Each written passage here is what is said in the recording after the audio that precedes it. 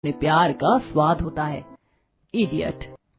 तभी साधना और राधा काफी देर तक अच्छे से आटा गूंथते हैं और आटे के पेड़े बनाकर गोल गोल मोटी बड़ी रोटियां बेलकर गैस चूल्हे पर तवे पर रोटियां बनाने लगते हैं। थोड़े समय बाद पांचों बहू सारा खाना लेकर बाहर आती हैं। अरे वाह, रोटियां तो कितनी गोल गोल हैं और कितनी अच्छी महक आ रही है इसमें से। तभी सभी रोटी खाते हैं। क्या स्वादिष्ट रोटियां बनी है। बहुओं, रोटियां तो सच में बहुत ही स्वादिष्ट बनी है, पर सब्जी बेकार बनी है। जरूर इन तीनों बागड़ बिल्लियों ने ही बनाई होगी सब्जी।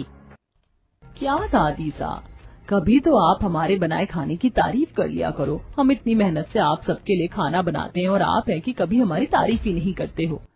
तारीफ उसकी की जाती है जो तारीफ के लायक हो। तुम जैसी बहुओं की तारीफ नहीं की जाती है जिन्हें न खाना अच्छा बनाना आता है न रोटियां अच्छी बनानी आती है। अपनी देवरानियों को देखो, ऐसी होती संस्कारी बहुएं और ऐसी बनाई जाती स्वादिष्ट रोटियां कि जिससे इंसान बिना सब्जी के ही खा जाए। सब्जी भले ही बेकार बनी है, पर इन स्वादिष्ट रोटियों के स्वाद से इन सब्जियों का बेकारपन ही दूर हो गया।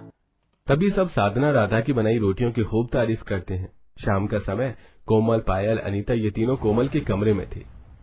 उन दोनों गरीब बहनों ने तो सबकी नजरों में हम तीनों को कितना गिरा दिया और खुद वो दोनों सबके दिलों में छा गई। हर कोई उन्हीं की तारीफ करता जा रहा है। चिंता मत कर अनीता, बहुत जल्द हम अपने अपमान का बदला उन दोनों गरीब देवरानियों से लेंगे। अगले दिन हिमानी के घर उसकी छोटी बहन और उसके परिवार वाले आते हैं। दोपहर का समय पांचों बहुएं रसोई में थी। तभी हिमानी वहां आती है। साधना बहू, राधा बहू, मेरी बहन और उसके परिवार वालों के लिए बढ़िया सा स्वादिष्ट खाना बना लो। और हाँ, तुम तीनों तितलियों, तुम तीनों रसोई में खाना नहीं बनाओगी, वरना तुम्हारे हाथ का बना बेस्वाद खाना खाकर सारे मेहमान हम पर थू थू करेंगे। इसलिए निकलो तुम तीनों रसोई से बाहर। हिमानी तीनों बड़ी बहुओं को रसोई से बाहर लेकर आ जाती है। तीनों कोमल के कमरे में थे।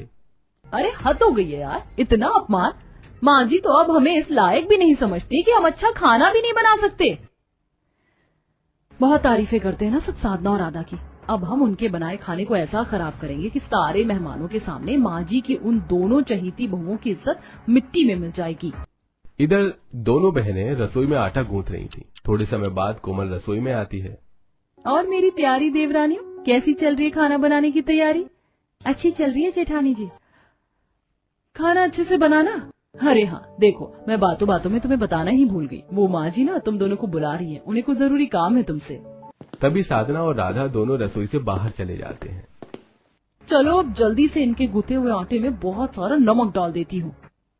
तभी कोमल गुथे हुए आटे में बहुत सारा नमक डालकर उस आटे को गोल गोल हाथ से घुमाकर अपने कमरे में चली आती हैं।